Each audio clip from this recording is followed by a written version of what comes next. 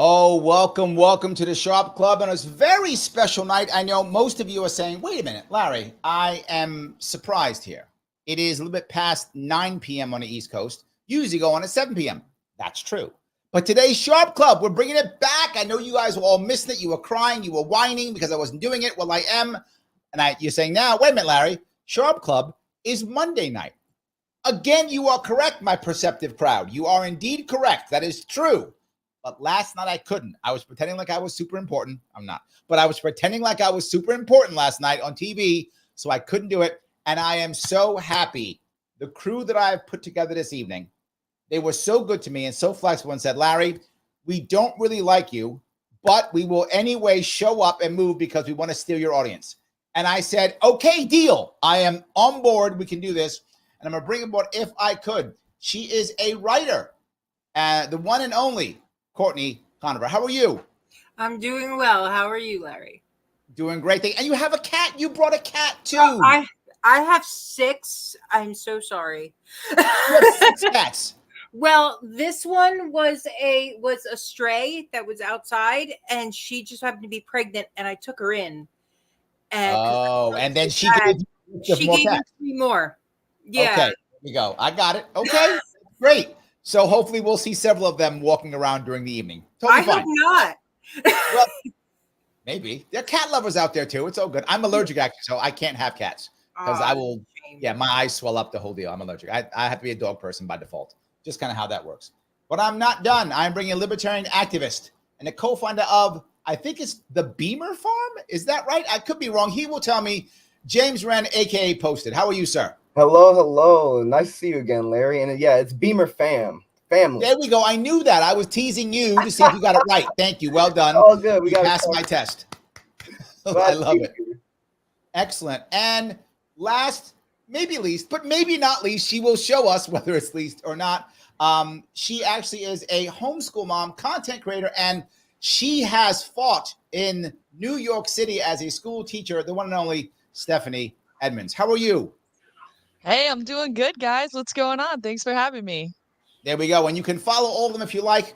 I just put there along the bottom of the screen. You can follow all of them right there on Twitter, or X as they call it. Also, all their connections is on the actual show description on Facebook and on YouTube. So this is what I want to ask. And I think the cats just ate one of us, but that's okay. Still got 3 of us. I do want to ask something, which is, we know that we have bad systems. Sorry. It's clear. It's obvious. We all know it. What the hell can you do when you are stuck in a bad system? But I'll go one step further. When the people around you tell us that you're wrong or crazy for even imagining that this is a bad system. So you don't even have friends, family, or whatever who will actually support you getting out of that system. I mean, if I could start with you, Stephanie, you kind of did it. You were like in the system.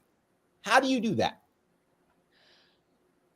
You know, I can't say that I didn't have friends or family around me to support me, but it certainly takes building up a community around you, right? I had friends and family supporting me, but I can't say that they were in the same boat as me. Right. You're specifically referring to the fact that I was a teacher in New York City and there were vaccine mandates there, and I like my bodily autonomy, and it was my choice not to take that. You are that selfish and you hate old people, basically, is what you just said. More or less. That's what I thought. Yes. Oh my God. Okay. And so I chose not to do that. I was put on leave without pay and then fired along with thousands of other teachers. So I did have that sort of built-in community. My family, they were like, okay, do what you want, but also like, you should probably keep your job. Let me touch that piece. I'm glad you brought that up. I got to go to the second piece here. Many times if we fight against a system, it doesn't just like feel bad. I mean, it often does, but sometimes like you can't pay your bills, right? I mean, you got to pay your bills too. We got to eat. Right. Yeah, so but I would say, like, ultimately, you just have to take the leap, and sometimes it does mean you have to hit rock bottom. You have to have no other choice. I hope that other people can learn from my experience and not be put in that place where your livelihood is put away or taken away from you before you have to take that leap. But sometimes that is what it takes. But wherever you are, I think ultimately it's just about taking that leap and putting yourself in the position where that's what you do, whether it means you have to change your job, whether it means you have to change the shift that you're working, whether it means you have to move. Put yourself in the position where you have no other choice but to create yourself this alternative community and alternative systems. So there's an old saying I used to use we use in business, which is you want to burn your boats. And what that means is an old story from when the Spanish conquistadors came over from Spain into the New World. And so they found the New World, and the sailor said, "Ah, awesome. Look, we found the New World. We know where it is. We got these great maps. Let's head back to Spain." And the captain said, "No, we got to go get gold. That's what we came here." Like, no. We did our job, Captain. Look, we came here, got cool maps. We're going to head back to Spain. He went, "Oh, is that right?" And he burnt his own ships. And he said, "Now we got to get gold, or we can't build new ships. So I guess we're getting gold now." So you basically said that you are a genocidal Spaniard. I was going to say, like, I'm with you in the metaphor minus that part. Oh, but that was the best part. What do you mean? That was the best. Okay, all right. I guess not. But yes, but that is the metaphor, I guess. A terrible one, but yes, absolutely. Courtney, tell me, have you found yourself in a similar position or no? I moved from New Jersey that I spent 40 years there and moved to North Carolina because of the tax system and the way that everything, but it's insane to be able to live in New Jersey, anywhere in New Jersey. And I live in New York City. I understand completely. So it became such a problem for me. I am federally designated as disabled. So, and it's, I have a degenerative condition, so it only gets worse over time. And at that point I was living in a 2-story apartment complex that was subsidized, which I hated. But hold on, I want to ask a quick question. Were you already diagnosed with this issue before you left or after you left? Yes, that was one of the many reasons I left. Yes, but I had spent. Hold on, but let me give you a little. My word, what I think about immediately is, I would think that would make it harder for you to leave. Meaning that if you've got this issue, you've already set your life up in whatever way that you're normally handle. You got your doctors if you need doctors, or your helpers if you need helpers. Your system is kind of set. You probably have, I assume you had some kind of friend or family network there too. I would assume something like that. Yes. Yep, of course, that's common. And then all of a sudden you're going to pack up and leave all that. That's tough. Absolutely. It was impossible for me to be able to survive and thrive there. I was stuck in a 2-floor apartment, and trying to climb those stairs every day was almost impossible. I had no laundry. I had no air conditioning. I had no dishwasher. I had just absolutely nothing of that was helpful to me. So in order to do my laundry, I would have to go to the local laundromat and, drive wherever I had to drive and take care of all that. I just wanted a flat place, that 1 floor, somewhere that had laundry, somewhere where I could have a dishwasher, somewhere where it could be more convenient for me to live, and something I could afford. Sure, absolutely. Well, you're on a fixed income now. I am on a fixed income, and I did not like living in the subsidized complex because there were a lot of people there that my neighbors were not exactly upstanding, law-abiding citizens. Got it. Understood. That was very nice. Look at you. I know why you're a writer. Nicely done. And it was it was not exactly the safest place for a woman who cannot move around quickly. And were you single then? Yes. Oh, so you didn't even have a partner to help out? For about half of that, I did. Okay. Yeah. Okay. So, but at this point, you don't even have a partner to like help you out. Wow, even harder. So let me ask you if I can give you a nudge. It's obvious, Stephanie, what happened to her, right? The mandates were an obvious tipping point. What was your tipping point? When did you go, all right, I'm out? It was right after COVID, actually. Same time. Yes. There we go. Same time. I actually moved August of 2021.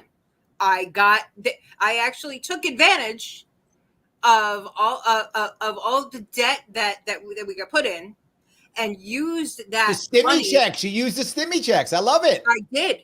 I took it and I purchased a mobile home of my own in North Carolina, and I moved all of my stuff. I hired a moving van, and I got two brawny guys to pick all my stuff up and move it down to North Carolina. And now my rent is half of what it used to be, and I own my home.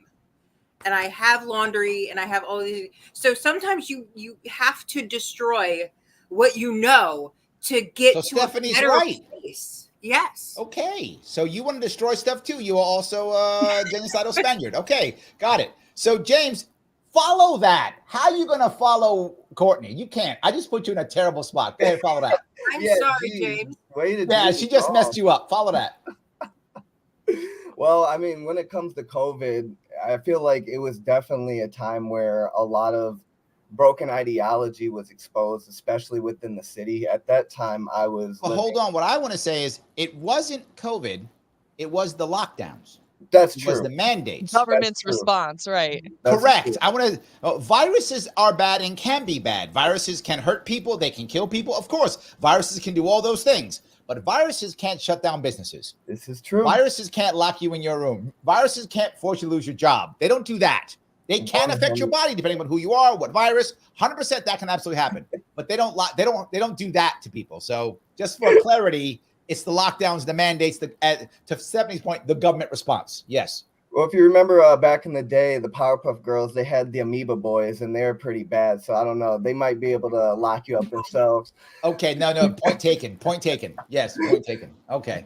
No, at that time I was living right outside in Detroit, in Royal Oak. So seeing how the government in the Detroit area handled everything from, mandating masks going into the gas stations, even let alone, taking away your right to congregate in public, and even, freedom of speech against the mask mandates and stuff was highly looked down upon. And it was just such an exposed time in our area. So actually caused me to finally commit to my idea of moving out of the city, and moved 4 hours away from the city to the top of Michigan.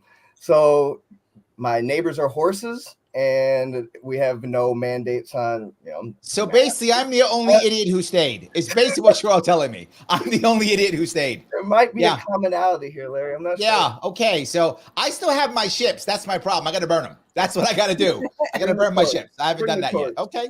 I got it. That has to be it. I got to burn my own ships. That's terrible. Wow. So I guess that is one way of just leaving the system, right? The thing doesn't work. You pack up and you leave. People ask me, why do I stay? And I stay because I really think that if you fight them in a place like New York and you can win, which I haven't so far, but if you can actually win, then you can stop them anywhere. This is the front line, right? All the bad things start in New York City and then go every place else, right? But they start here and then everyone else copies them, sadly. And I think that to me was one of my reasons for staying. But I guess moving's one option. But I want to bring up what this is the hold on, the lunatic libertarian brings this up. His question is, humans need to get off the monetary system, eliminate the thought of greed and convenience, start becoming producers, not consumers, regenerative and sustainable. That sounds amazing, right? It does.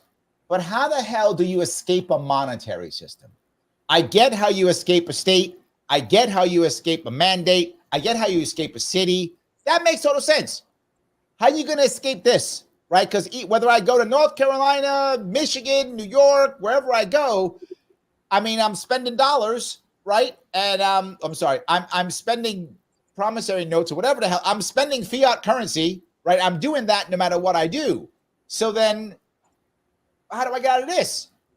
So I basically just asked an impossible question. Stephanie, solve it in 30 seconds.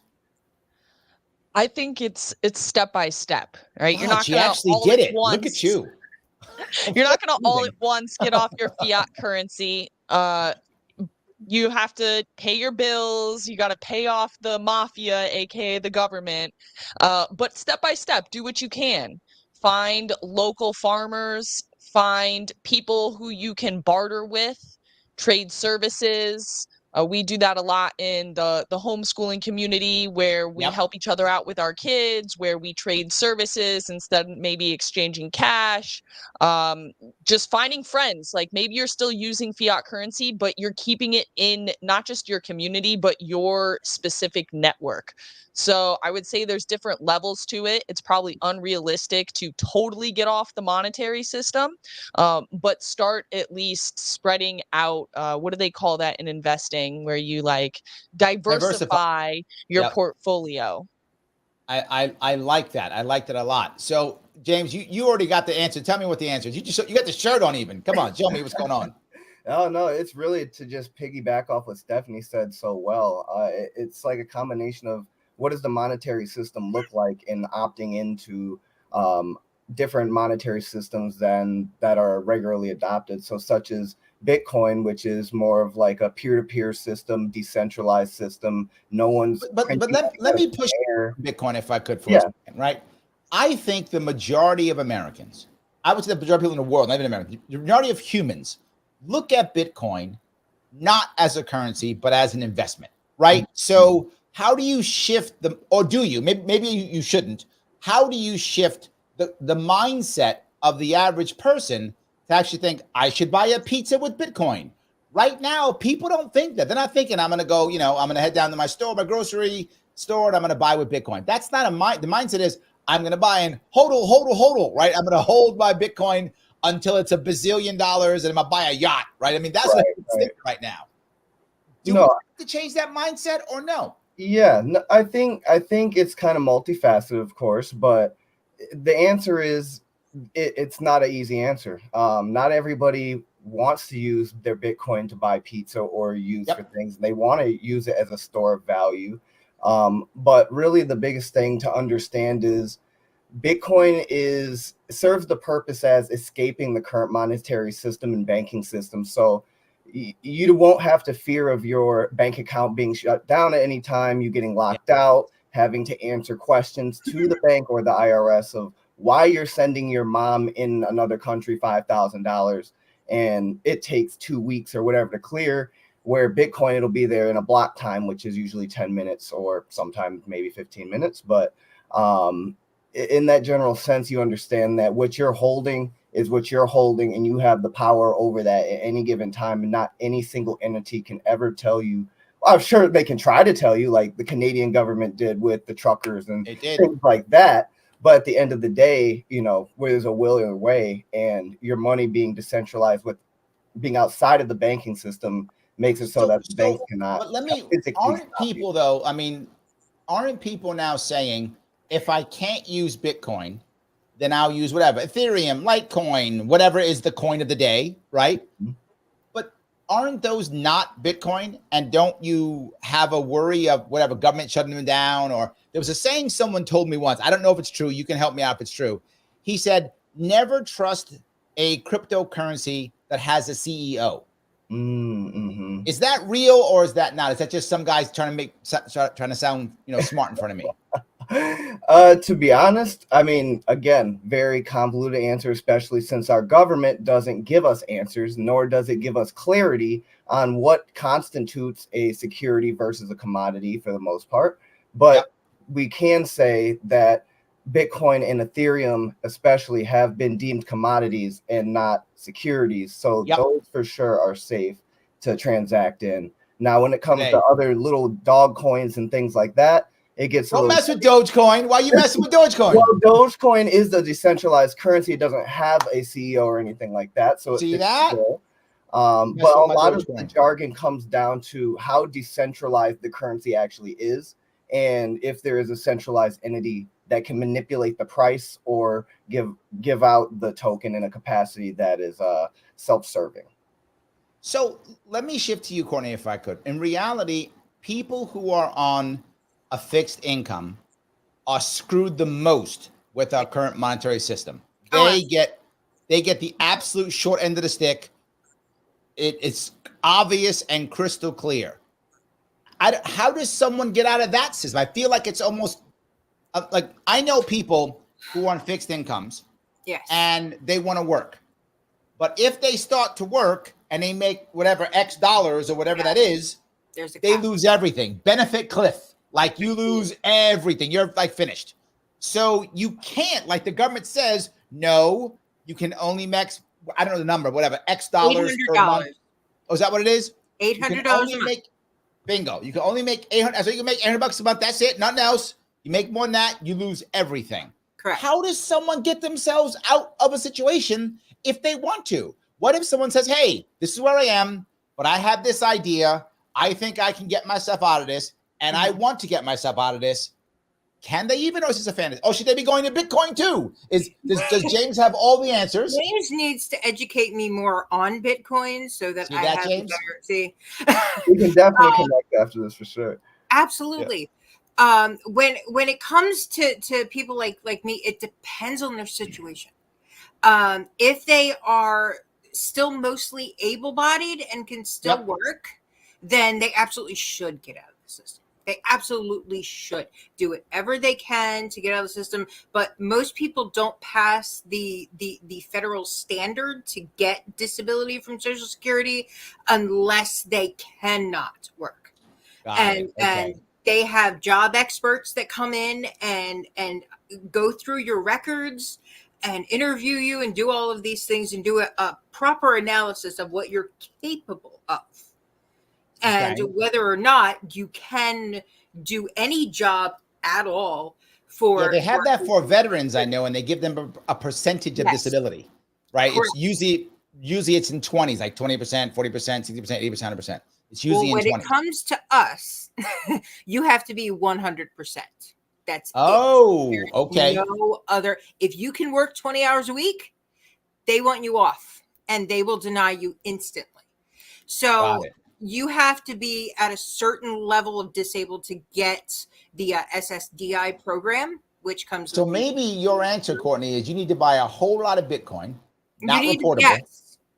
Not reportable, right? So no one knows. Exactly. And then you make a deal with James. You make a deal with James to hook it up, right? The right way. If he messes with you, that's okay. Me and Steph are going to come see him. If he does something wrong, we're going to come see him, say hi. Stephanie's going to hold him. I'm going to hit him. That's how it's going to work. She's going to hold him. I'm going to hit him. We're going to take care of him. If something happens, and we do that. I am, forced to only work a certain amount of time, and I can't physically do much anyway. So I can work, a few hours every few days, something like that. But most of the things that I do have been from home too. So I've worked as a campaign manager, which was entirely from home, except for one trip that I had to go on. Okay, so next time I run, I got to call on you. Okay, yes. I got you. Okay, I like it. I would love to manage your campaign. I would love to. Missy says she's with you. She says there's no step down in government. Yeah. It's all or nothing. There should be an incremental way of re-entering the workforce. I think a lot of people would agree with that, right? There should be a way of getting off, right? A way that I do this, so I lose X, and then I do this, and then I gain Y, whatever, right? Something like that, right? We have that in the actual welfare system when it comes to benefits like temporary assistance for needy families or the SNAP program for food stamps, where if you are slowly getting a job, they record that. And then you will have a reduction in benefits based on what you report. Oh, okay. So it can be done. Yes, but just in those programs, yes. Well, Courtney, you have a fan. William Wells says, welcome to North Carolina. I love it here. I am never moving. He is also a cat lover. He has 3. Great. See that? You have a kindred spirit. I'm so sorry. That was my Ella. She wanted to be on camera. It's fine. She can say hi all she wants. All good. So I guess that sounds, what you're saying sounds good. But let me go to the last piece here that I wanted to bring up that I had on my list. And I got more, but on my list, it was schooling. The first part we talked about, you can pack up and leave. The second part, you can't, but you can do things to make things better. But now I'm talking about kids. And kids are always different. Mm-hmm. It's people think differently about kids, societies. What about the children? Right? Is a real thing, right? People do care about that. And the second you say, and Stephanie, I'm sure you know this more than anybody on this that's here. The second you go, I'm homeschooling my kid, they go, clearly you hate children. You're a crazy nut. What's wrong with you? Blah, blah, blah, right away. And full disclosure, during the lockdowns, I homeschooled my kids. So I did too. You did too? Courtney, you did too? There we go. I homeschool my 16-year-old now. There we go. But it's funny. It was the public school system who recommended that I do that. Was that in Jersey or in North Carolina? That was in North Carolina. Okay, because that Jersey, they're coming with handcuffs in Jersey. Jersey, they were all arrogant and said, "Oh, we can handle him. It's fine." North Carolina said he's too ADHD. We can't do it. No. Good luck. Yeah, no, He's you're smart, right. but we New can't Jersey they're going to come with handcuffs. It was terrible. Yes, horrible. So Stephanie, obviously, I'm correct and you're crazy. So explain yourself. Yeah, one of the things that I always get asked is, well, how do you know what to teach your kid? See that? Which I think is, I mean, I'm a teacher, so maybe there's like a little bit of an advantage. It's like sort of an easy answer. I was like, oh, well, I used to be a teacher. But I think anybody, regardless if they were a teacher or not, parents are the expert. School is a relatively new invention, and for thousands of years, people figured it out. You know, we have instincts as parents, and you learn things, and you also are smart. You can try things. There's so many resources out there. You can do research. I like John Taylor Gatto. If anybody hasn't read him, I highly recommend his books. I read Weapons of Mass Instruction recently. Ooh, and one of the points amazing. that it's so good. And one of the points that he makes is that all of the founding generation had very little education. Some maybe up to 8th grade, but after that, they were sort of on their own. And they were all, people were off working age 12, 13, 14, 15 out in the world. So you went from genocide to child labor. I know. Stephanie, you're not doing good tonight. You're not doing good tonight. I mean, I think especially for boys, that might be a lot of what we see of this restlessness, of their inability 100%. Like to find meaning in school, is that we have them doing these tasks that just don't have a lot of meaning to them. But 100%. Back to the point of what to teach your kids and how to do it.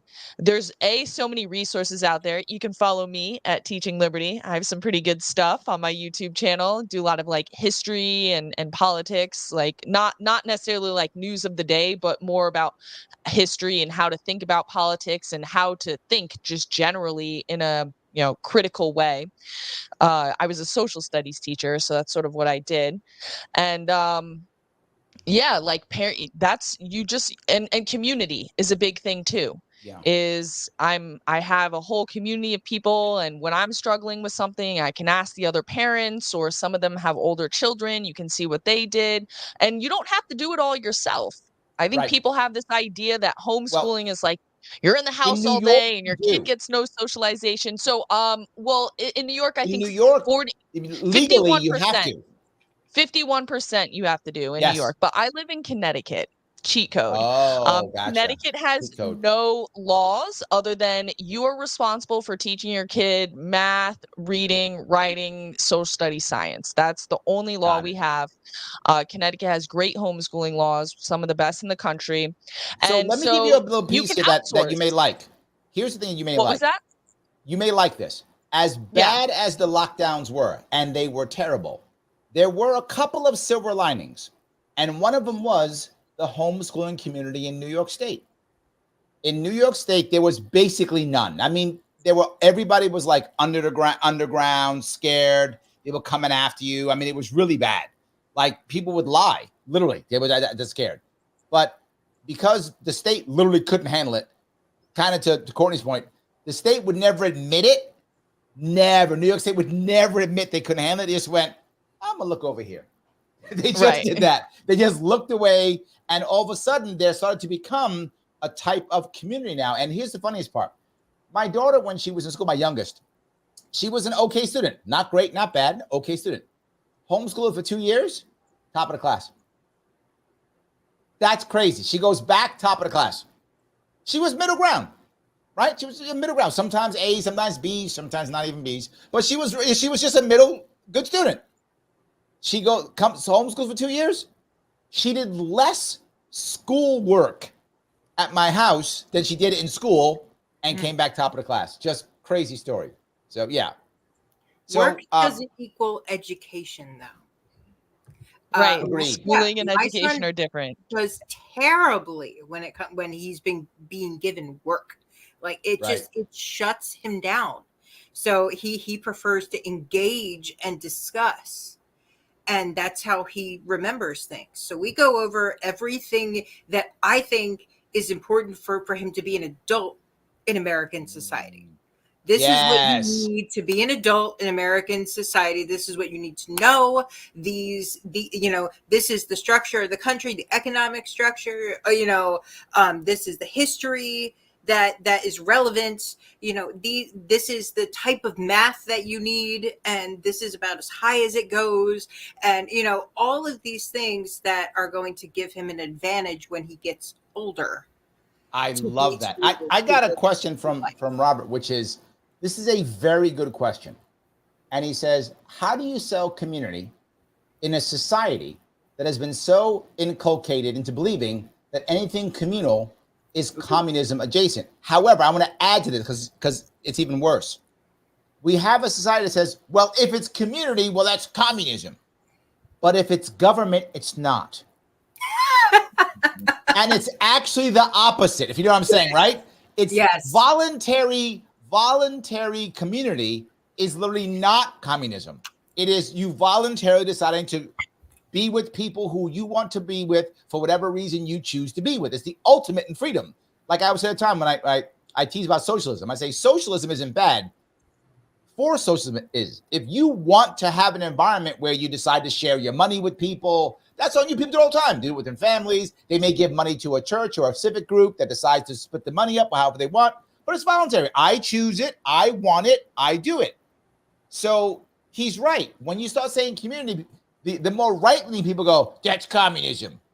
No, it's when the government does it. And the left people go, let government do it. That's okay. That's real communism when the government does it. That's what you find out many people doing. How do you get around that? And that's an easy question to answer. So James, solve that in 30 seconds, please. No, I'm kidding. No, that's such a great question, because I've noticed the same thing whenever I have these conversations in the community as well. It really just it just starts with the people around you, in my opinion. There's a lot in Detroit, especially. There's a lot of community gardens that have now popped up in the inner city because of lack of access to grocery stores in the area. So I think within little issues that communities find like that, there's great opportunity to have these kind of conversations and facilitate more of a open-mindedness around operating as a community. But that's really the best answer I've got. There we go. Let me ask another question if I could, Stephanie. You have a community, obviously, that was based on homeschooling.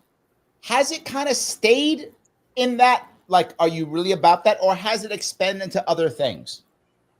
Well, we're actually moving to a farm next year, and it's going to have like a store, and it's going to have a church component, and we want to expand it out so that we can really take into account what everybody brings. So, one person makes soap, one person is a chef. I'm a content creator. There's like an extra room that's going to be in the schoolhouse where we want to build a content studio out. Courtney's so smiling. She about to Connecticut. That's the perfect anarchist community. I'm telling you, that is the perfect anarchist community. It's exactly what it was, and that's what it should be. She's getting ready to Right. call them two brawny men and move her stuff to Connecticut now. She's about to come on up, man. When you and it's a little more upstate, so it's a little less expensive up there where it is. But yeah, and I would say too, you don't have to be so like specific about it. You don't have to be like, I'm out here building a community. You can just be like, whatever the thing is. So when I was like trying to get into homeschooling, it was just what I would talk about. I spoke it into existence. Every time I went to the playground, every time I went to my friend's house, every time I got a phone call, I was like, I want to homeschool. I want to start homeschooling, you know, and I could Just be a teacher. And I'm a billionaire. Come on. right. Yeah. Right. I don't know, man. The Billionaires Club don't seem like it's such a great place to be. When I look around, I'm like, yeah, maybe the money's nice, but yeah, but then you see, when you're the billionaire, the other people eat the bugs. I don't eat the bugs. The other people eat the bugs, not me. I know, but you gotta like do the whole like ritual cabal thing to like get into it, you know, like eat blood, whatever. I get it. And all that. Whatever. So I get to wear like the Matrix clothes. I get to do the I whole want to thing. be farm rich, you know. I just want to grow my own food. I want to have my community of people. I want to not have to depend on the state. And I mean, money's great. It's really good to be able to pay your bills and feel good. But let me yeah. Yes. Yes. Lunatic Libertarian says until the ATF blows you up. He's kind of right. I'm just saying, he's kind of right. As long as you pay your taxes, they don't care. That's a valid point. They do want you to pay taxes. They're like, I want my cut. They're like, they're literally gonna walk up and go, it's a nice place you got here. Shame if something happened to it. Right. I mean, there's literally always, realistically speaking, there's always going to be some mafia you need to pay off, right? Yes. Whether we're in this world or the next world. So that's how I just think about it. You know, I pay off my little mafia fee and hope they leave me alone. There we go. They will if you pay them. So yes, let me always do. Let me bring up Dave. Dave's you got some cat lovers here, Courtney. You have brought out my cat lover audience. Dave said I have 2 cats. A purebred Maine, is it Maine Coon? Is that right? Maine Coons. Oh, they're so beautiful and so fluffy. I don't know. That sounds racist. I don't know. Cancel well, that. Maybe if you're in Maine, yeah, that could be a bad thing. So yes, they're very large and very. But at least you have purebred. So that's like super racist, isn't it? Oh yeah. Like, once you go to purebred, I'd like double down on racism at that point. Damn. Okay, I'm gonna have to get me an armband. I think that's my next step. I'm getting bad. I think I might have been worse than you now. I thought a genocidal Spaniard was bad. Now all of a sudden I'm a purebred racist. This is good. This is a bad night. I got a home and he got a cat. He brought up a COVID, but he did. You know, it's great. There we go. Yes. Priorities. Use those stimmy checks the way you want to use them. I'm with you 100%. He goes on to say, public school is based on working in an office or working in a factory. And I got to tell you, I agree completely. It's the Prussian model, right? It was if you're in an industrial world to where you believe that everyone's going to go off and work in a factory or an office, and the Prussian model wasn't 18 years, wasn't 12 years. It was to your point, Stephanie, it was like 6 or 8 years, right? It was to get you just into like 6th or 8th grade and then get your butt off to a farm, get your butt off into the military, get your butt off into a factory, get your butt off into an office, right? It was made, you will work for the system, right? So that was what it was for. And today's world, I mean, that's less and less valuable, right? Being able to just do what you're told. And I'm sure a lot of people might have heard me say this before. This was years ago. I'm a business consultant on my day job when I get to do my day job. I actually am a business consultant, and I would tell people years ago that if you want to be in a top tier, like cutting edge company, the last thing you want is a master's degree. They'll say, what? Don't you want to be no. If you want to work for a large company, work for government, work for an institution, all good. Get all the degrees. They respect it. They like it. They promote you based upon it. Get a doctorate. All good. Wonderful. But if you want to be cutting edge, you want to be like on the new coolest thing happening, for those companies, a master's degree or doctorate was literally a no hire. And you're seeing that begin to happen more and more because people don't trust the education system anymore. And the second piece I'll bring up, and some people already mentioned this actually in the chat, is that homeschooled kids had been shunned for years. Those days are long over. Now, employers are looking for homeschool kids, and colleges are looking for homeschool kids now. And if you go back 15 years ago, that was not true. Now, that's the norm. Well, when you're homeschooling your child, you can teach them critical thinking, leadership skills, things that they do not teach in public. In public schools, they teach you how to obey, to conform, to follow every rule and do what you're told. And that's not what people want in a lot of different positions. They want somebody who is going to question, to understand, and be able to critically think and analyze. They want, and I think they're not getting that in public schools.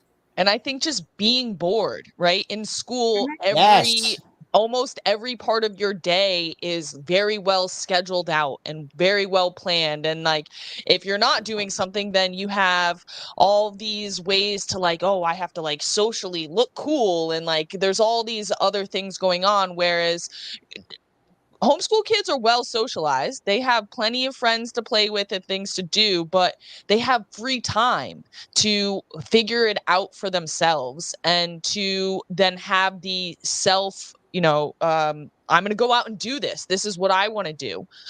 So yeah, I think that's a big thing, is that my son can just for hours figure out how to fill his time without somebody saying, this is what you're going to do and this is what you're going to do next. Like before we went to bed tonight, this is the right answer. Just go on the phone and go on TikTok. Not. Just TikTok all day long. You'll be good.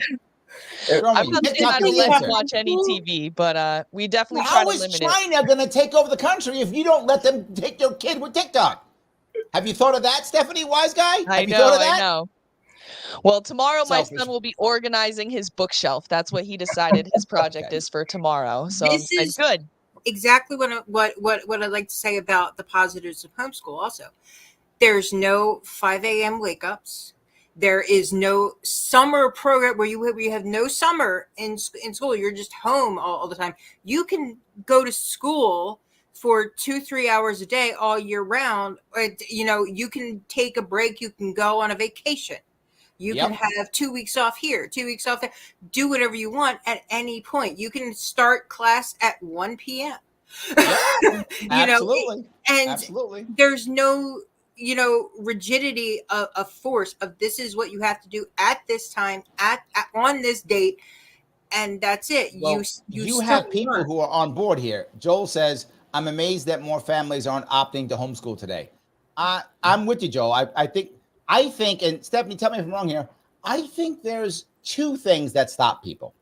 My view. You tell me if I'm wrong. First is just fear, like afraid to take the step, like they won't be good enough, they'll screw their kid up, something will go wrong, right? Number one. And two, I think, is they think they don't have the time because they'll lose money because that like only one parent can work or something like that. So I think it's those two things, time/money, depending on how you look at that, and then fear. Am I wrong? No, I think you're 100% right. And some of that certainly isn't their fault. We live in a world where oftentimes two parents do have to work in order to pay the bills. But I also think we live in a world where a lot of things that used to be very luxury have become sort of commonplace, right? Going on vacations multiple times a year, having big houses, having expensive car notes, and you need to reassess and say, well, what do I want my luxury to be? And I live in a bunker. My luxury is homeschooling and not having to rush out of the house in the morning, get to enjoy my coffee. Maybe I don't get to go on the fancy vacations. I have a 2009, Sentra, and, it's not the most luxurious lifestyle in that sense, but homeschooling is a luxury. And James has no money either. All his money's in Bitcoin. He got no money. His money's all in Bitcoin. One day I walk around in shoes, holes in his shoes because he got Bitcoin money he got to spend. That's him. I will say though, to double back real quick on the whole, looking for people who do not have masters and things. I've been in charge of hiring for 3 different companies in crypto now over the last 4 years. One of them is one of the top 2 news companies, and I can definitely tell you that they more so are now looking for skills, tangible application exercises, things like that. But when it comes to looking at a resume, if you have a master's, anything above like a bachelor's, it's pretty much a red flag. Not even like put aside. No, it's a red flag, because there's the coachability aspect, like you all talked about. We want 100%. Someone who obviously demonstrates like the ability, but not someone who's so rigid and set in their MBA and their, finances that they were taught in business school for X amount of time. And the world we operate in is just completely, different than the regular, financial system at the moment. So having that rigidity is an absolute like red flag. So just wanted to go down on that. We definitely Can I ask James a question? Go ahead. And it's based on something that the lunatic libertarian said earlier, while we're back here talking about Bitcoin and trying to create alternative systems, is what happens in a world where the grid is cut out? What happens in a world where electricity is scarce? Because from my understanding, crypto and these blockchain, which I'm a little skeptical of the whole blockchain, sounds like you're chained to something. Anyways, that's a different conversation. But what happens, when we have a grid problem, electricity is scarce, how do you create your own, I don't know what the words are, grid / internet to be able to access that and use it in a way that is usable? That's a really good question. Obviously it's going to be like kind of the severity of what we're talking about in the situation. Like if it's an apocalypse and the like electromagnetic pulse like blows everything up, then we have a lot bigger problems, and people should be diversified in tangible goods like metals and bullets and food and things like that. So I don't think really that, Bitcoin will be even a thought in anyone's mind at that point.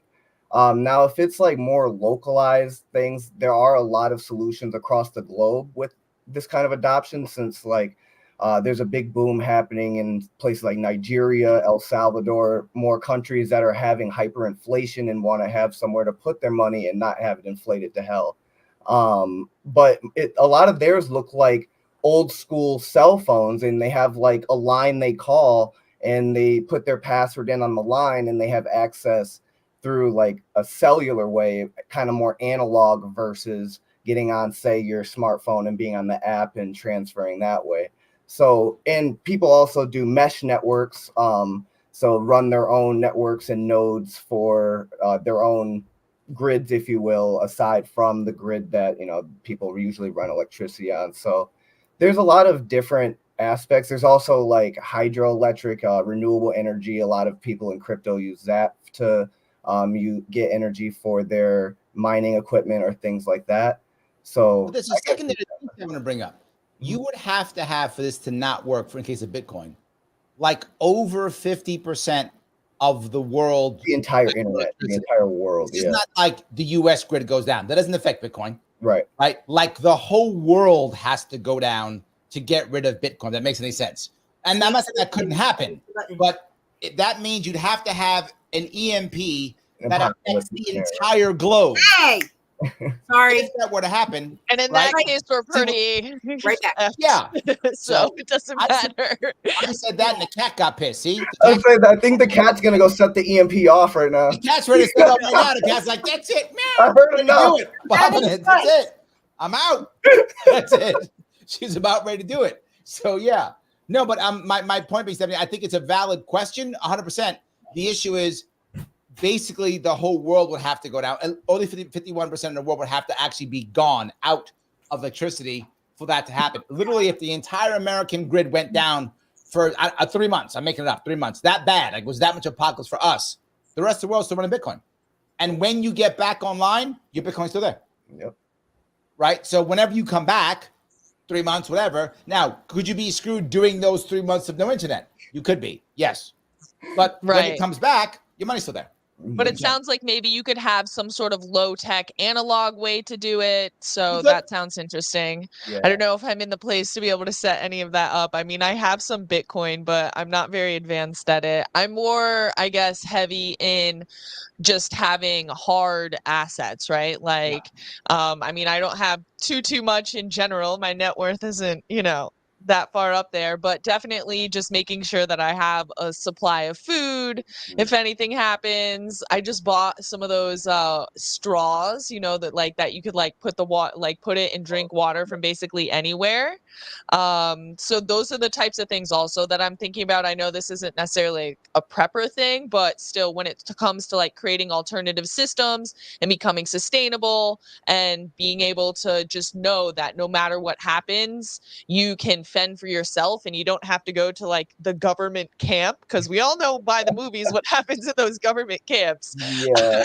I'm just going to resort to violence myself. I'm just going to do that. I'm going to resort to record of violence. I definitely I'm going right to that. Have that option, right? Yes, I recommend having some of those as well to make sure you're all good. Else, all those camps do need commandants. Just saying.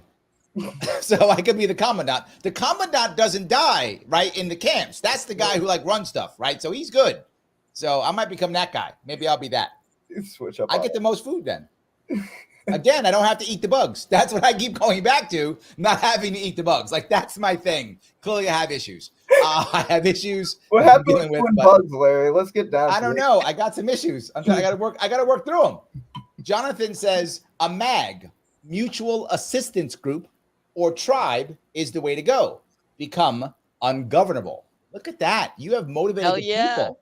Look at you. You got motivated people. I like that. Here's my thing, One second. Let me talk to the audience real fast. Guys, if you like what you are hearing, if you like what you're seeing, then click the button that is like. If you do not click that button, I am taking it personally that you want me to force you eat bugs when the time comes, and I will. So if you do not click the like button, I will be your camp commandant and you will eat the damn bugs. So click the like button or that will happen. All right. If you're watching on Twitter /X, whatever it is, please retweet this now if you don't mind. Retweet it. It does matter. If you're on Facebook, please share it. It does matter. If you want to be super cool to me, you can. And you can super chat me if you want to. It goes right to the front. If you want to join, as we have new members joining, thank you. Please join. $49 per month. You might go, Larry, it's $5 a month. Yes, but I am stunningly good looking.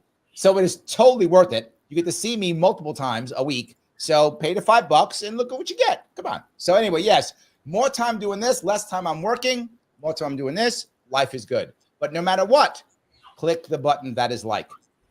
The reason is, as you know, I get shadow banned horribly. If you don't like, if you don't share, if you don't do those things, you know who gets mad at me? Yeah, him, Al Gore Rhythm. He gets mad at me. And I don't like when Al Gore Rhythm is mad at me. So please click that button. That's what I wanted to say. And now Courtney can speak, but Courtney has left us. So she's lost her time. She doesn't get to speak. Well, I just want to say I'm on here and I've both liked and retweeted. So if I can do it while I'm on here, you guys can do it out there. Let's go. See that? See that? Your teacher is now angry at you, student. She's going to put you in a corner and put a dunce cap on your head. Actually, probably go to jail for that today. But anyway, she will do that if you keep messing around. So please do that. Dave says, though, bugs are the new caviar. They are expensive, according to Ordinary Things Guy. He says that the Ordinary Things Guy did a show on it, and he went to Davos, tried the dried bugs, which were more expensive. But see, I'm not the only guy with the bug thing, Courtney. You think it's just me? There's others too. Dave's worried too. See, I'm not the only one. You're going to be the bug mafia leader. Yes. Yes. I'm having visions of power already. Exactly. Yes. So he says it's actually more expensive by weight compared to beef. That's super weird. That is really super weird. Maybe because they haven't reached economies of scale yet. So it's more expensive to produce. / maybe they're trying to make it seem like a fancy thing, and then they're going to do like the switcheroo okey doke kind of move. See, that's it. They're going to fool us into saying, well, if more of you would eat the bugs, they'd be cheaper. See? There we go. And Stephanie's already pushing it. You work for them, don't you, Stephanie? You already work for them. That's You me. work You for caught them. me. I'm a big bug eater. That's Yes, the you diet are. I went on. I didn't go on the carnivore diet. I went on the bug diet. Yes. No. You work for Big Bug. That's you. You work for Big Bug. You're a big bug shill. That's you. I knew the whole time you were. Absolutely. Paula says, I never miss a notification on X for you, Larry. Musk must like your show. Well, there we go. See, Elon likes me. We're buddies, me and him. Like that. We're buds. Actually, I've never met him before ever. I'm totally making that up. I'm not his buddy. I wish I was. It'd be amazing if I was. So if I could, I kind of want to go to one more thing here. The one that I think we're all seeing coming up here in the next couple of months, the election system. And I was at the Bitcoin conference where I met James again. Second time I met him before. I met him in Michigan before. And what I noticed, and you tell me if you think, I missed something here, James. A lot of people were checked out politically. They were like, does it matter if I vote? Does it? I don't know. They weren't like, they liked that Trump went there. They liked what Bobby Kennedy Jr. said. They enjoyed the conversation. They enjoyed the things they said, but they weren't like, now I can't wait to vote. They were not doing that. They were still kind of like not caring. James, am I right here? Oh, 100%. Really, as we know, like the crowd is mostly comprised of people outside of the system, more libertarian-minded people in the first place. Yep. So, of course, there's still like some people in, say, the Trump encampment, but overall, like no one was really swayed by Trump's approach. That was very sporadic. He was all over the place with his topics and didn't really like focus on the Bitcoin rhetoric, where RFK really displayed his, more than a year of actual deep learning of Bitcoin. So his like technical knowledge and how he spoke about it was much more refined. 100%. But that being said, yeah, no one really cared either way, because at the end of the day, we understand what it is. It's pandering and just trying to play to the political scene. And unfortunately, I have to completely agree with your take to it. And my problem is with this is that it doesn't solve the problem, right? Just surrendering. And I'm not mad at people. Like, I understand why they do it. To be forward, I was going to also. By 2010, I was done. I was like, I'm not voting anymore. It doesn't make any sense. And then I heard Gary Johnson speak, and that brought me back in. I was like, oh, this guy's these librarians are smart. Who? Libertarians? What? Who are these people? I didn't know. But anyway, maybe they're librarians. I had no idea. But I thought Gary Johnson was a business owner like me. Yeah, whatever. I'm gonna vote for these guys. They at least they're like saying stuff that makes sense. I'm gonna vote for these guys. So that's kind of how I got in. But I was with them 2009, 2010 after the crash. The crash devastated me. I was like, nobody cares. I'm out. This is useless. I don't care.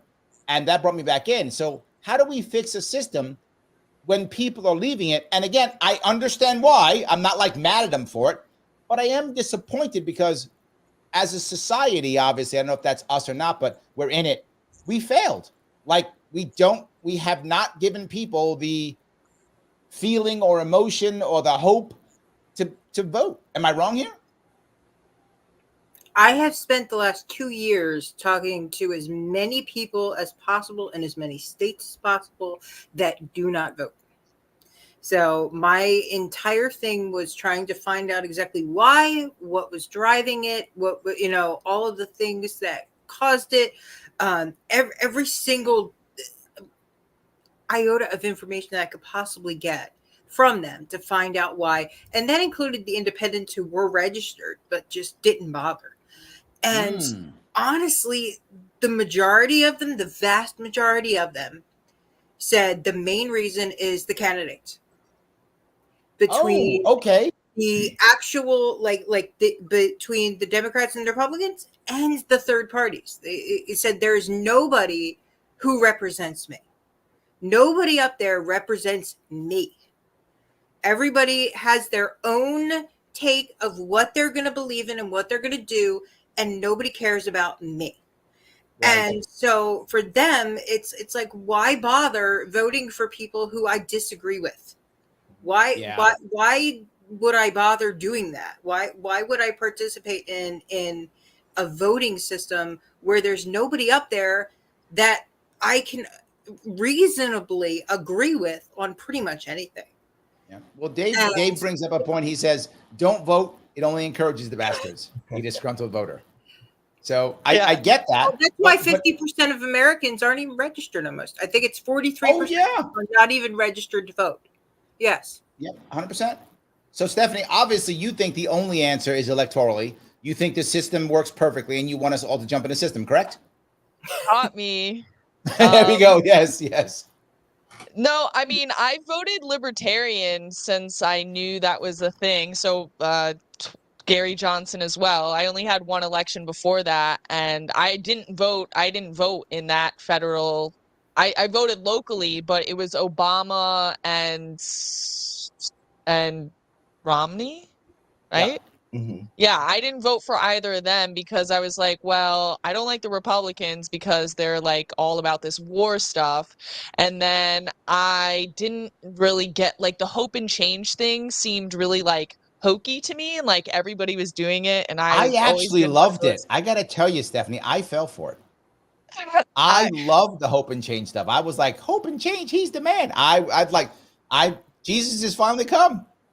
I was like, but the funny part is before that I didn't. Like I'm a little bit older than you. It's a little bit. Yeah, a little bit. Like I voted for like George H.W. Bush because I was in the Marine Corps then, and he was my commander in chief. So I was a loyal Marine, and I voted for my commander in chief. After that, I voted for every rebel. I voted for Perot twice. I voted for Nader twice. Because I was like, those are the rebels. I couldn't have told you any of their policies. Like, I was not politically savvy. I could not have told you one policy. If you said, well, why did you like Nader? Because he's, to your point, Courtney, because he's not them. That would have been the reason why. Why'd you like Perot? Because he's not them. That would have been my answer. Like, I did not know any policies. And then Obama came, and I was like, this guy's great. Look at him. Hope and change. This is it. We're good. I was on board. And then after that, I was like, okay, this is the same garbage as always. This was a lie. I'm betrayed. I'm out. I'm out. And then Gary Johnson is what brought me back in. So I did buy it. My point. I'm sorry. I vote, Libertarian sort of as a protest vote. And it's not even about necessarily the candidate. Gary Johnson isn't a super inspiring candidate. I kind of like what he has to say, and same thing with George Jorgensen. Yeah, again, they aren't the swaggiest, but I like what the Libertarian Party stands for, and so it's just sort of like a protest vote. But I don't invest heavily in the federal politics. I don't think there's an answer. I don't think we can vote ourselves out of this at that level. I think that change that's going to happen is from the local level. I think that by getting people reinvigorated about what's going on in their, government center, their town hall, city hall. Yes. What's going on in the different boards, right? Even if it's just the school board, I think actually also what a good place to get involved in is I found in my city, the Democratic City Committee, or like I chose the Democratic City Committee because I live in a Democrat town. The Democrats control this. I know the feeling.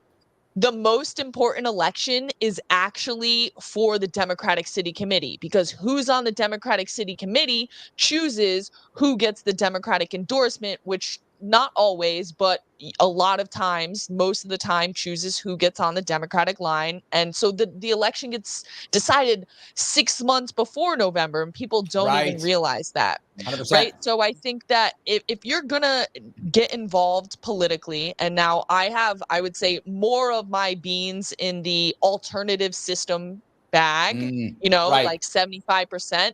But I don't think that we can totally abandon the system. I think that when you do that, they walk up to your yard and through your fence and up to your front door, and they're chopping your daughter's breasts off. So you can't totally abandon the system. But you went right to that. Wow. You didn't go to take your money. You went to chop your breasts off. Damn. Well, okay. Literally, that's what they're doing. Like if you have a son, they're trying to take his Take manhood. Slice his manhood off. Wow. Exactly. Damn, okay. So I do think that, and I think also that's how you can reinvigorate people. Everything's become so nationalized and they're just characters Yes, on your very true. screen. And if we're gonna get people who have been disaffected, the 50% of the electorate who's disaffected, it's gonna be locally. It's gonna be by, Yeah. your friend saying, "Hey, this is super important." Like, "Hey, look at what's happening in our backyard, right? Not on my Yeah. lawn." And It's funny you showing say them that that. their voice I can have actually a Hold on. difference. disagree. Jonathan I actually actually disagree with says, all of it.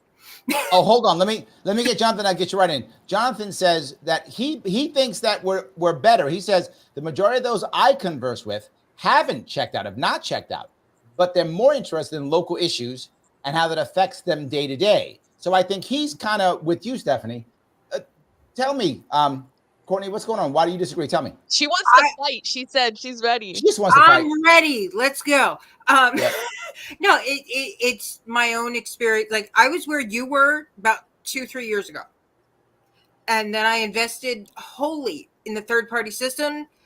And now I'm completely disaffected of the third party system and want to revolt against them. So because I got so invested and so involved that I saw that they're exactly like the duopoly. In no way are they different. They choose who gets to be on the ballot ahead of time. No, the public doesn't. Nobody gets an actual say. They do. They do it internally. There is nothing democratic about any of them. They have decided this is their mission, this is their goal, and they're going to accomplish it regardless of everybody else. And the people in general, they don't even know who their local people are. They have no idea. The majority of people only pay attention to state elections and national elections. So when you could walk up to a random person and go, "Oh, who's your councilman?" I have no idea. I don't know. I have no clue. What are you talking about? Yeah. And then if you go to a ballot box and you show them a list, they go, I've never heard of these people in my life. Let me just look at the letters beside their name and take a guess. So nobody cares. Right.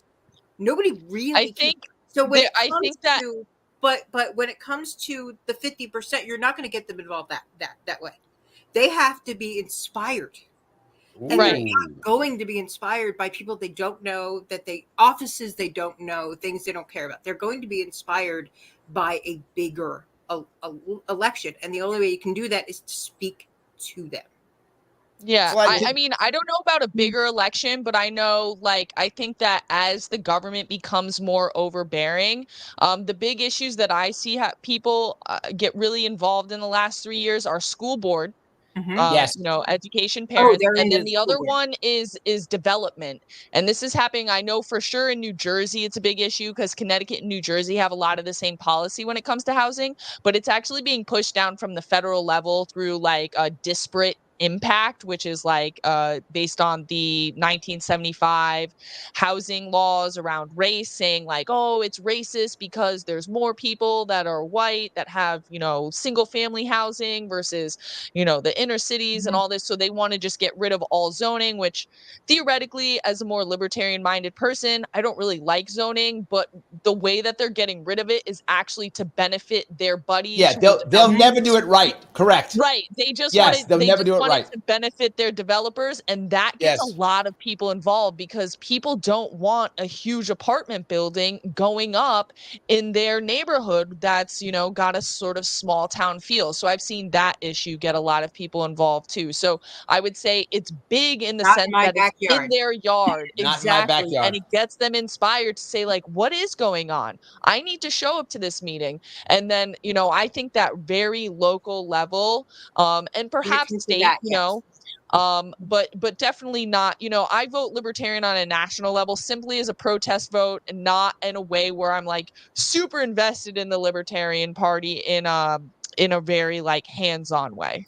See, well, you have to remember too, when it comes to local politicians, they can get completely run over by state politicians and federal politicians because they have the superiority. So when it came to California, they passed a law. Newsom specifically passed a law because there were local governments that said, we're not going to follow this whole gender thing. And he said, oh, yes, you are. And he forced them.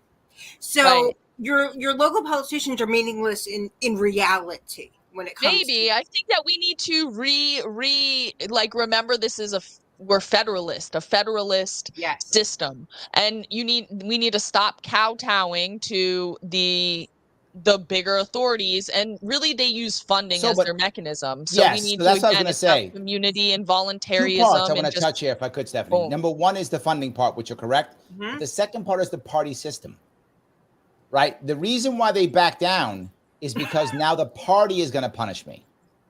So now I don't get money and funds and I can't win my next election. But if all of a sudden I'm a libertarian or I'm a green or I'm a whatever, and your parties don't affect me, I can just go, no, I'm not doing it. And you found that in New York State with some sheriffs in New York State. Some sheriffs refused to enforce certain laws. Why? Because to your point, Stephanie, they were known in more rural counties. Like in a rural county, I know my sheriff. New York City, I have no idea. But in a rural county, I know my sheriff. Like I know, it's Bob. I went to high school with him. Like I know my sheriff. So my sheriff wasn't, I'm not fighting all to go, I'm behind you, Bob. Don't worry. I'm still voting for you. So that sheriff doesn't care. He can still get elected. So he will back up and go, I'm not doing it. And that happened across New York State. Sheriff said, I'm not enforcing any of this stuff.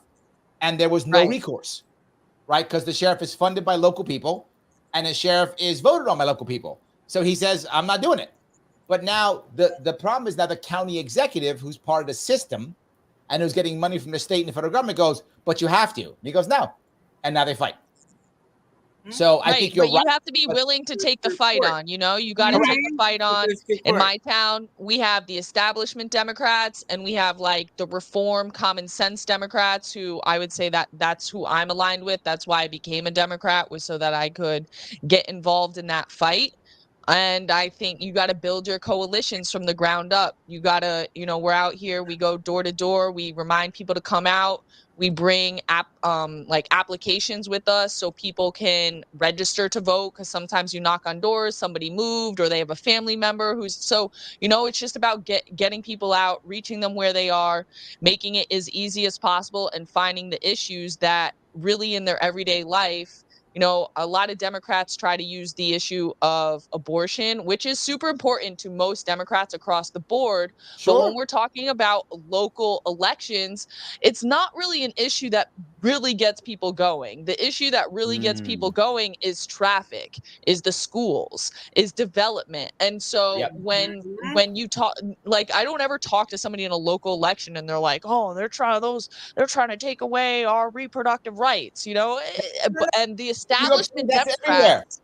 Oh, no. New York City, that's actually, you're wrong in New York City. Maybe in New York City, but around here, it's not as much. Like, they say they care about it, but at least the people who I talked to, they didn't like that they tried to galvanize people around that issue, because it's not the thing that's in their everyday life. Hold on. I'm going to give you something that's going to want to make your head's going to explode when I tell you this, Stephanie. This is a true story. There are people in the city all the time running for like city council or something like that, who will say, you got to support me in city council. Why? Republicans are trying to take your right to abortion away. Okay, first off, I'm not joking. It's city council, number one.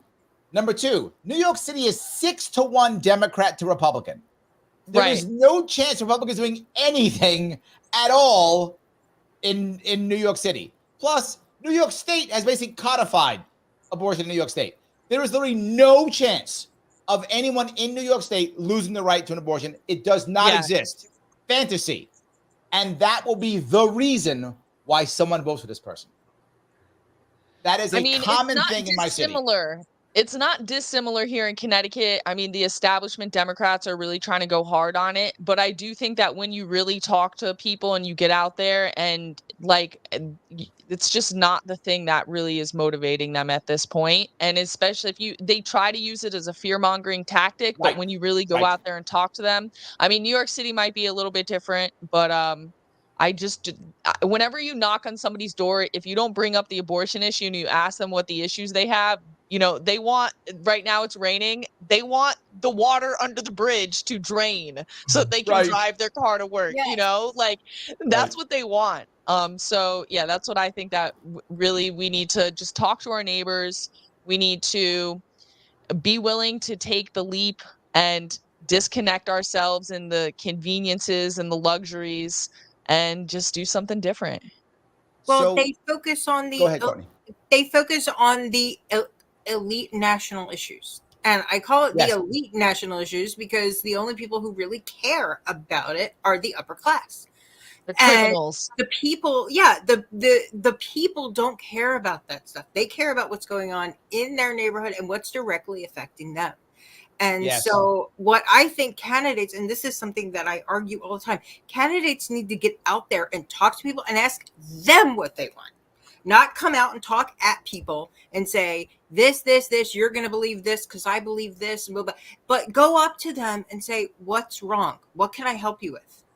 What's bothering you? And know your audience. I 100% agree. Yes, absolutely. So, and they're not doing that. They're just getting up on a stage, making a fancy speech, and ignoring the public. And well, again, James knows this. He was there. Mhm. RFK Jr. and Trump both came to the Bitcoin conference. RFK Jr. and Trump both came to Freedom Fest. No, Trump, RFK came to Freedom, and RFK Jr. and Trump did not come to Freedom Fest. So they both went to the Libertarian Party convention. So that's what it was. Yes. They both went there too. They both spoke there too.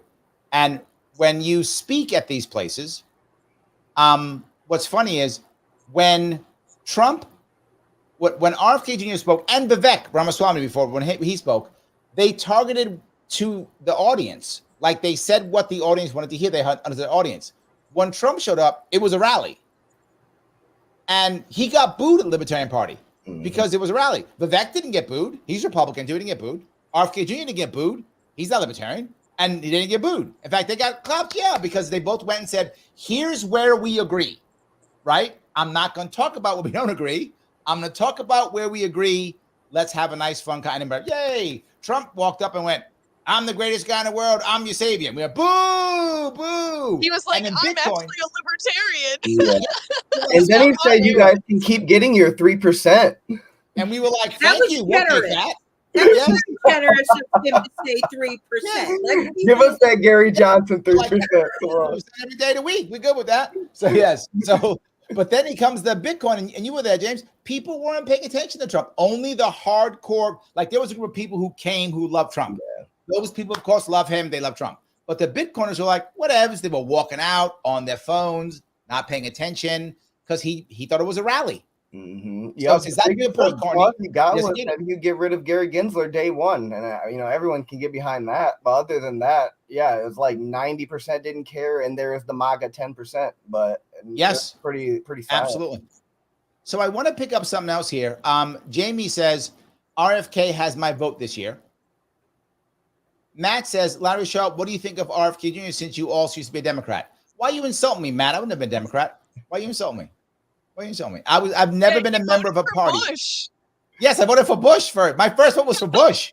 I guess I'm a Republican, I guess. Right? Yeah, I guess. I don't know. But no, I was never a member of a party until Libertarian. I was never registered. I was registered to vote, but I was not registered a member of any party until Libertarian Party. And I've been a member of the Libertarian Party since 2013. Something like that. 11 years. I've been involved since Gary Johnson 2012, but a member since 2013. So I don't know. But I think RFK Jr.'s campaign is a very important campaign. I do believe that. And I say it because he is the only guy with a chance to actually make impact at all in this election coming up here. If he gets 5% of the vote only, just 5%, in theory, he then qualifies for matching funds for the presidential election in 2028. That in itself is amazing, whether he runs again or not, but that's amazing. That part I think is amazing. Second, if he wins even one state, I wanted to get the one state concept since 2016. 2012, I didn't understand. By 2016, I wanted Gary Johnson to get one state. I thought then it would be New Mexico because he was the former governor of New Mexico. Obviously, that wasn't the issue, but that's what I thought. I was like, we'll win New Mexico. That's why I ran for VP in 2016. Those who don't know, it was almost a Johnson Sharpe ticket instead of a Johnson Well ticket. I lost by 31 votes. Not that I'm counting. I'm not counting. James, you're counting, not me. Stop. I was counting. You was counting, exactly. 31 votes I lost by. Otherwise, it would have been a Johnson Sharpe ticket because I wanted to get to one state. 2020, I wanted to get to one state. Didn't care. 2024, I was pumping Lars Mapstead so we can go get to one state. No. RFK Jr. is okay. His people are okay trying to get states. They want states. They want electoral votes. They want electoral votes. I'm on board. We get one purple state. I'll call it purple because it's not gold. I'll call it purple. We get one purple state. That sets it up for every independent party to run next year. It sets up for every local independent person to run. It makes it real. It shows victory. It shows impact. It shows everything. It will make so much impact if he gets even just one state. Well, but I'll he go has one step further. Official political party. Yes. He has the We the People party. We the People. Absolutely. Yes. I actually did some consulting with them here in North Carolina, discussing their ballot access and how to move forward as a party and what they needed, what their requirements were. And they are fantastic. Their entire motive is to listen to the people and to represent the people as a whole. And to recognize that the people are being ignored, and they need to stop being ignored by all of the parties in the system right now, and actually need to be, represented properly. And so, if RFK can get that, I'm all in, because the people who are running this party are fantastic, and they absolutely. I want to go further. They have their intentions in the right place, at least right now. I want to go further though. What if he actually wins 3, 4, or 5 states? What if he wins like Utah and Michigan? I don't know if he's gonna win. I made it up. Since you're Jim, maybe he wins your state. I don't know. Whatever. He wins Wisconsin, or he wins Alaska. He could win Alaska. That could happen. Wins Alaska. He wins Nevada. Whatever. Arizona. 4 or 5 states. He could actually take this into a contingent election, which is what I was also pushing back in 2016. Because there's no way a Libertarian gets 270 electoral votes. But could one get 15 votes and make sure no one else gets 270? Yes, that could happen. If that happens, it goes into the Congress. That's called the contingent election. 12th Amendment kicks in, goes to Congress, and now each state gets 1 vote. Wyoming is as powerful as California. Rhode Island is as powerful as Texas. 1 vote only. Whoever has 26 states is the winner. So there is a chance they find a compromise candidate because no one has 26 states. And what does RFK Jr. do? He starts going, I'll take 3 Republicans, I'll take 2 Democrats, I'll take 3 independents, 1 Libertarian. He makes a coalition. That January, the Congress votes, 1 vote per state. He gets 26. He's president of the United States. There is actually a pathway to victory for Bobby Kennedy Jr. Now, I wanted that pathway for Gary Johnson in 2016, but nobody wanted to talk to me. 2020, they didn't want to talk to me. 2024, I was like, Lars Mapstead could do this. Nobody wanted to hear it. Bobby Kennedy Jr. wants to hear it. I'm all in. If that is the only pathway, that's the greatest pathway to victory for a third party since Abraham Lincoln. And I'm not exaggerating. That is no hyperbole in that statement. It is the actual chance, a shot, a path to victory. I'm not promising victory. That's not what I'm promising. But I am promising an actual pathway to victory that no other third party has had since Abraham Lincoln. He and has it could the happen. Opportunity. Absolutely. He's the only one that could get even one state that we have seen in a long time. And so I think we need to get past that first hurdle of getting 1 state first. But I'll absolutely agree with you. Yes. That actually, he's also the only guy who might get a debate stage. Yes, we need more candidates that can pull those kinds of numbers with the general public, and we're not getting them. We're getting whoever they can scrounge together. Correct. And unfortunately, the best people don't want to run. Correct. And that's just the reality. So I've the been people trying who to get should be the there, money won't do it. It's a problem. Trying. They got 3 more years. No, I would love to do, Larry. Can you do it? I concur though. I mean, especially, for me, I got into libertarianism with Ron Paul in 2008. I voted Gary Johnson twice. I helped Joe Jorgensen with her car convoy in Michigan, things like that. But this honestly is, I think, going to be the first election cycle that I vote for RFK, just because of how grandiose we could really do it if we do make a splash in this way. Yeah. And sadly for myself, in New York State, he's the only third party candidate on my ballot. Oh, yeah. Libertarians, Greens will never be on a ballot in New York State ever again. I'm not joking. Right. Again, no hyperbole. They They put will never be on the again. limit so high. The limit's so high they'll never be on again. And we've already sued, and we've already fought, and we've already gone down. I sued in 2022 to make it happen. We went to the Supreme Court. They went, we don't want to hear it. Supreme Court did not hear my case. We're done. It is over. There will never be a Libertarian or Green Party in New York State ever again. It's over. Not in my lifetime, at least. So yeah. So I'm already hurting in a bad spot. See, you need to move. Yep, there you go. Burn it up. Now I got to move, guys. That's the reason I got to move now. It's terrible. But yes. So I think that, and I hope that answered everyone's questions on that piece. What I was thinking about. So yeah. In any case. So let's see here. A former LNC chair is a campaign promoter for RFK Jr. for that reason. You have to breach the door before going through it. You know, I agree. Like when I ran in 2018, one of my slogans was, I will break a hole for other people to rush through. And that happened in 2018. For those of you who don't know, I actually got ballot access, major party status for the Libertarian Party in New York State in 2018. And in 2019, I crossed the state again. I crossed the state supporting local candidates. I practiced what I preached. And we had 107 local victories in New York State in 2019. Now, a lot of them were very, to your point, Steph, they were like school board, water board. They were all low, but they were actual partisans, right? You had an L or D or R by your name. They were partisan races, and we had 107 victories. We went from 0 to 107, and one was actually in New York City.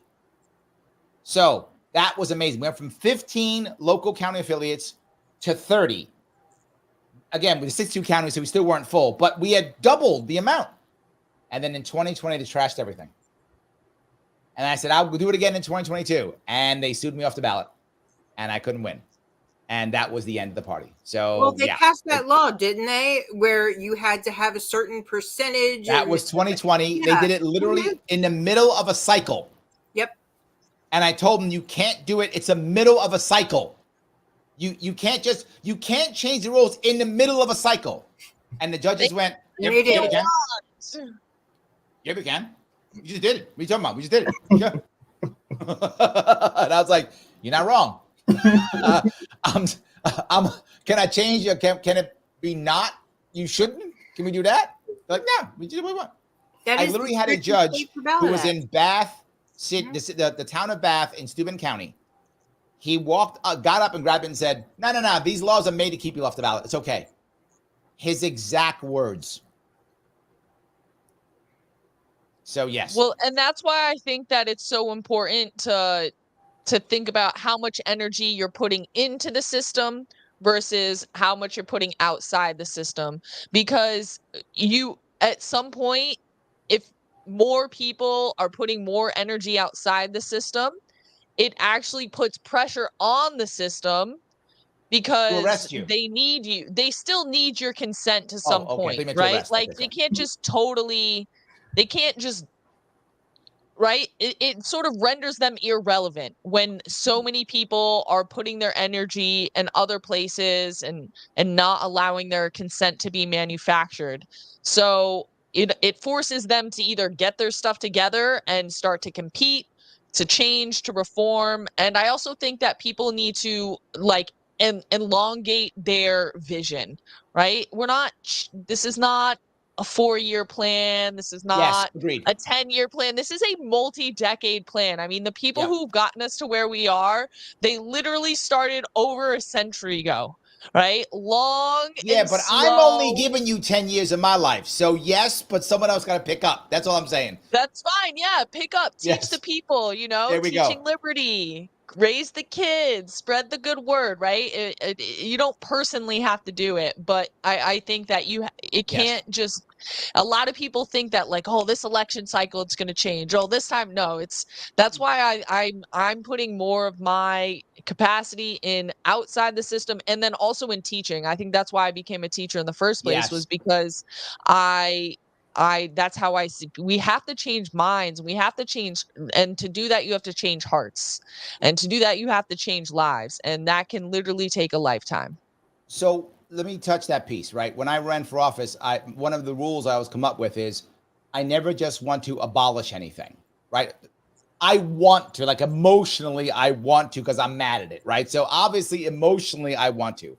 but I don't, because I know that that's not the way of making things happen. That's not how the culture works. I always talk about breaking the monopoly of government, right? So now I support a local thing to do the thing government does as a monopoly. So now the individual need the help. People always need help. People fall down. People make mistakes. People are unlucky.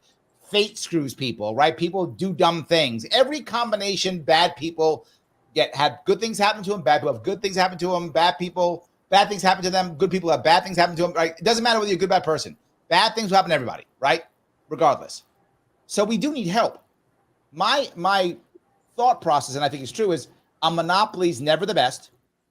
And when you're in trouble, whatever problem you have, financial trouble, medical trouble, mental trouble, whatever it is, when you have trouble, the first thing you need is not a program. The first thing is somebody who cares. When you first have that, then you can figure out, is this a community issue? Is it a government issue? Some combination? And we don't do that. What we do is, the second you have a problem, government takes the monopoly, puts you in a certain box, whatever box they want, and say, you get that. That's it. That's how government works. Versus saying, maybe you need the box. Maybe you do. But maybe there's another community option that might actually work better for you. And maybe you should choose. And this is to your point, Stephanie. If community steps up, because here's the point. The more you add government, the more you remove community by default. So you have to start adding community so you can remove government. So eventually over time, exactly to your point, government will either get better or not be needed. Either way is a win. As long as the people are taken care of, who cares whether government does it or community does it? I would say community is going to be better anyway. But right now, if we just go get rid of it, people get scared, as they should. So it's not going to happen. And then we're going to have people who are suffering because community, to before, we saw this during COVID. Sorry, my mom was like, during the lockdowns. We saw this during the lockdowns. During the lockdowns, we found that a lot of communities, and I saw it in New York, have lost the institutional knowledge to take care of themselves. And this is why, Stephanie, what you're doing is so important. You are teaching community how to take care of themselves again. Now, some communities still know. Rural areas tend to be better at that, kind of still remember how to do it. Urban areas have forgotten how to, the institutional knowledge is gone. They don't know how to take care of themselves. They couldn't do it. But now if you show them, here's how you take care of people. Take care of yourselves. You start doing that. This was what Malcolm X talked about before they killed him. He was all about that. He's like, why are we waiting for the white man to do this? We can do it ourselves. Mm-hmm. We don't need this. And I see that with a lot of like the revolutionary socialist language, is that people associate that with communism, and it gets caught up in the whole like capitalism versus communism conversation. But when I hear people like Malcolm X or Garvey, what's his name? Garvey, like a lot of like the Black Panther kind of people, and you hear them talk and they grab onto this like socialist language. But I'm like, no. Those people are libertarians. I'm like, what do you like? Those people are not socialist. Economically communist and very openly economically communist. I mean, maybe in a voluntary manner, right? It's because the difference is it's voluntary. It's them coming out to help their community and do it. So I think that's the difference, is they just want to control their own resources. They don't want the government to take it and then redistribute it. And what our government does, like what the Republicans do and what a lot of like conservatives do, is they just put them all into the lefty communist box. I actually get along with the very far left better than people would think. I always joke. I say, if you go far left enough, you get your guns back. Right?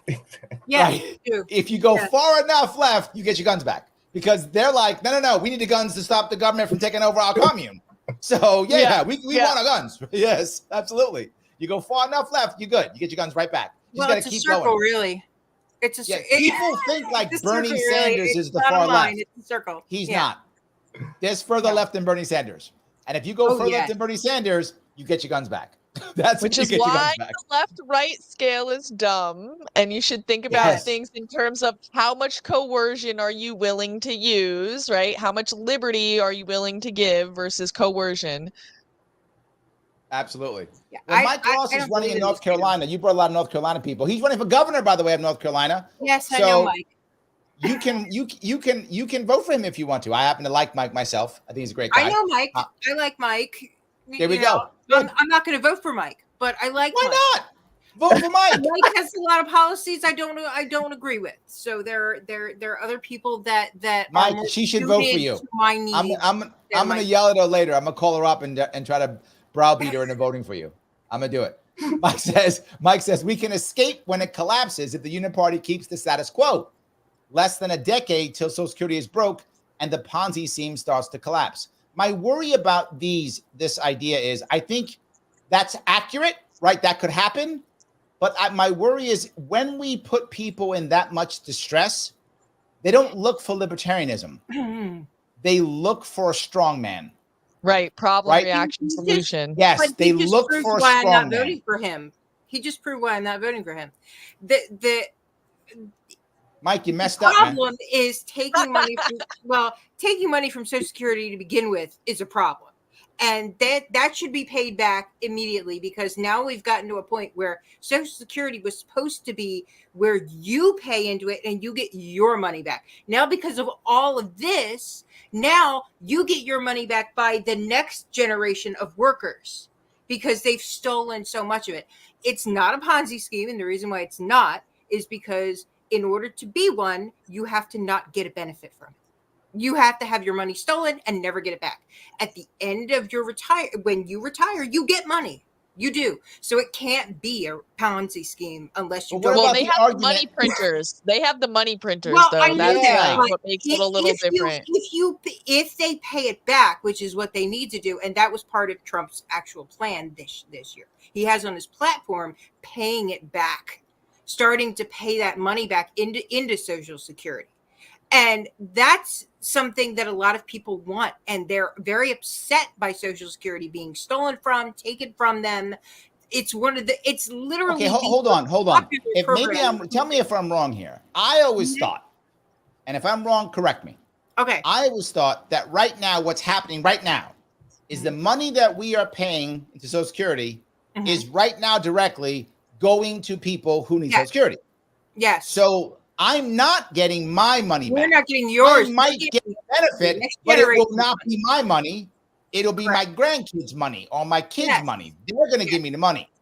Yes. So that's kind of a Ponzi scheme, isn't it? That's not, no, because you're still getting money. So in order for Ponzi scheme, you do get money. Look at the definition of a Ponzi scheme. It specifically says you can't get a benefit from it for it to be a Ponzi scheme. You are still benefiting from it. You are not getting ripped off. Okay, but hold on. I'm going to give you the Madoff example, right? Madoff is the most popular Ponzi scheme.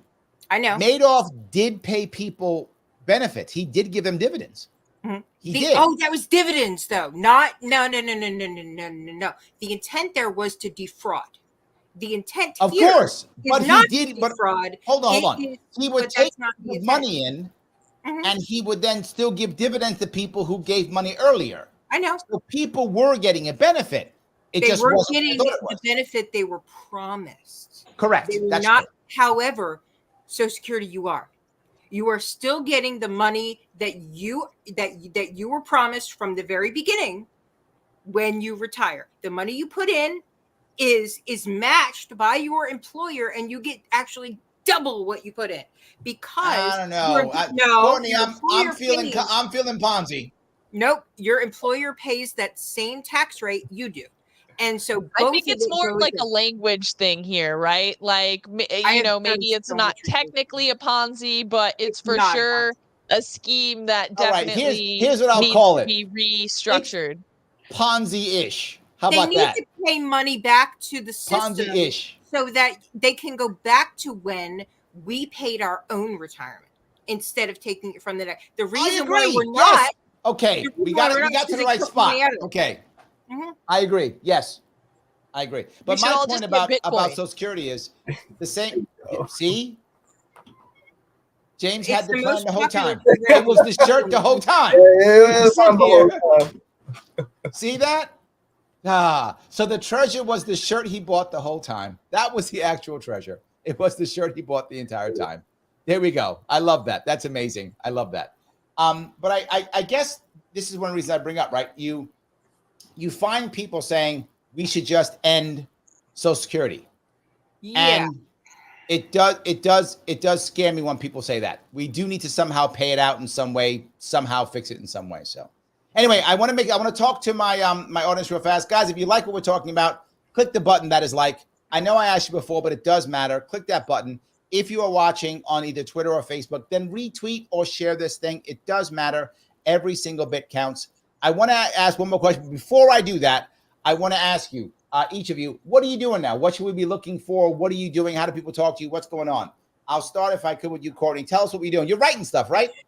I do have a Substack, and I take things that are really affecting me at the time, and I will discuss them, political topics, things like that, and I will go into it and provide evidence for whatever argument that I'm making, and Nice. I use that as a platform.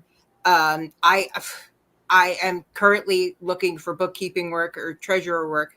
There we go. Yeah, so if anybody needs a bookkeeper, I'm certified. I'm also a certified PAC and candidate treasurer in the state of North Carolina. But also, then be nice to Mike and be his treasurer and vote for him. Get a job. What are you doing? Now you messing up, Courtney. Now I'm friends Mike, you with were messing Brad, up. Now Courtney, you messing up. Go be his treasurer. I'm friends with Brad, who does most of the treasurer work here. So Okay, he was good. the one All right, who good. encouraged me to get my certification. Okay, there we go. It came circle the whole way through. Post it. Tell us what you're doing. I am the HR and business development manager at Liquidium, also the content creator. Liquidium is the #1 lending and borrowing protocol for Bitcoin related assets. So if you have artwork or like collectibles that are on top of Bitcoin or tokens built on Bitcoin, you can lend and borrow against them if you need loans in the short term. So that's what I'm doing now. I'm going to Singapore next month to continue that video series that I had you on there for the Bitcoin conference, Larry. And yeah, that's what we're doing right now. I love it. There we go. Stephanie, what are you doing? I am homeschooling my son. We're getting that geared back up. So no, but I do have to work to pay my bills. So I'm a content creator. I work for different organizations, mostly in the advocacy space. But I'd consider doing some Bitcoin work too if you guys need any video editing or anything like that. And I have my YouTube channel that I'm really trying to build up, and I've been making content for other people these last couple of years. I'm like, all right, I gotta really, be consistent with my own thing. So definitely go over to youtube.com/teaching liberty. I'm teaching liberty on all platforms, and give me a subscribe. I'd appreciate it. To my homeschool repertoire. There we go. Yeah, there we go. Definitely. Love it. Jonathan says, Courtney, time to get elected as your town treasurer. See that? He's there for you. Yes. He's there for you. Joel says, good show, great guest. Look at us going. So here's my question I want to ask you guys. Give me some prediction for November. Give me any prediction you want. Give me, what do you think? Trump, it can be whether it can be who wins. It can be some October surprise. It could be who you think, whatever. Any prediction you want for November. What do you think is going to happen in November? Courtney, you already said you think Trump's going to win? I think Trump is definitely going to win. I don't think it's even a question. Is he going to win now? If you say he's going to win, that means electoral. Do you think he'll also win popular vote? Yes. I think it's going to be tight, but I do think he will win the popular vote. You think he wins popular vote and electoral vote? Yes. Okay. James, I don't think it's going to be a massive win, but I do think he will win both. Yes. Okay. James, tell me, what do you think about November? Anything? It doesn't have to be that. It can be that if you want. It could be something else. I think honestly, we're gonna see low voter turnout, and I think I think we might have a surprise with RFK in numbers, but I definitely think at this moment I think Trump's gonna win. Okay. Stephanie, anything? Yeah, I'm with them on Trump. I think that we're gonna see some RFK action. Surging in the polls maybe a little bit, try to keep things spicy. I think that they want to relegate Kamala to political irrelevance. I think that's sort of like, since they couldn't win, that's what they're going to do. I also think that we should be bracing for some geopolitical. It seems like they're trying to really tee up the Iran stuff. They just put out like, Ooh, oh, okay. we just, we solved a plot where they were some Iranian person or Pakistani person who was funded by Iran was going after Trump. It feels like 2002 all over again, where they're like teeing up for the Iraq war. So I think It was that's definitely Saddam going to play into the Hussein. elections. Yes, It in was that case, it was they were like setting up Saddam so that they could go in into it feels like they're trying to set up Iran in the same way. Again, not saying that they're like this good, great country or anything, but it definitely feels like they're trying to manufacture our consent for some type of They've been doing that for a decade. geopolitical nonsense that's going to come into play, I think, in the election. I mean, There we bomb, go. bomb, bomb, bomb, bomb Iran. Yes, Yeah. absolutely. It's been All right. going on for a long time. It's the neoconservative push, And and then you especially throw Yeah, in the but Trump it's thing. on the way out, neoliberal they too. want The liberals are all about it too. So Yes, here's mine. The economy is going to have a horrible, horrible response coming up here. Bad in the next couple of months.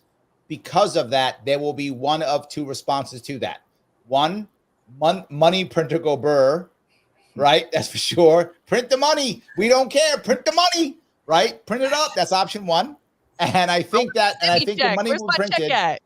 Exactly. Yeah. Stimmies are coming back. We're all buying new cats, No. Courtney. All Can't of us wait are to buying see new the cats. Bitcoin price No, when that I turns will send on. mine back and tell them to put it on the national debt. Yes. We all buying new cats because Stimmy checks are coming. I said I'm gonna buy two.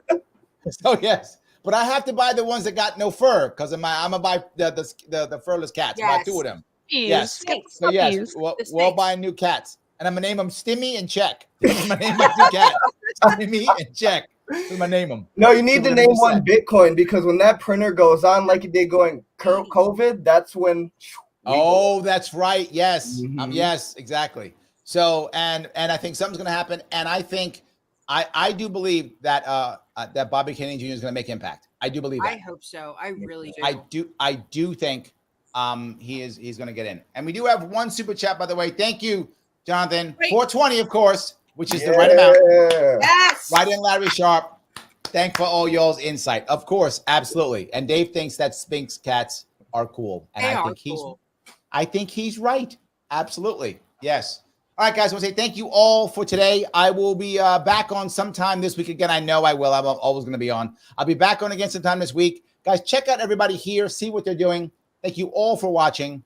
I will see you all. Oh, right. Before I say this, once this is over, do me a favor. When it's over, come back on to whatever you are watching and put a comment, right? When it's over, everyone watching, just come back on and put a comment. Why? You know who likes that, right? Yes, the same guy, Al Gore Rhythm. He loves that.